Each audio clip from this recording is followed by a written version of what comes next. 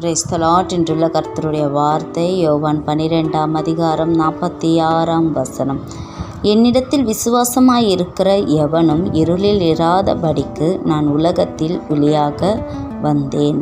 பிரியமான தேவ பிள்ளைகளே, கர்த்தருடைய வார்த்தைகளை நீங்கள் கேட்டு கர்த்தருடைய வார்த்தையின்படி நீங்கள் நடக்கும் பொழுது கர்த்தர் உங்களுக்கு ஒளியாக இருப்பார். வேதம் சொல்லுகிறது, ஒளி உங்களோடு இருக்கையில் நீங்கள் ஒளியின் பிள்ளைகள் ஆகும்படிக்கு ஒளியின் இடத்தில் விசுவாசமாயிருங்கள் என்றார். இவைகளை இயேசு சொல்லி அவர்களை விட்டு மறைந்தார். பிரியமான தேவ பிள்ளைகளே, கர்த்தர் உங்களுக்கு ஒளியாக இருக்கிறார், உங்கள் வாழ்வுக்கு ஒளியாக இருக்கிறார். அவர் நித்திய ஜீவனை கொடுக்கிற தேவன்.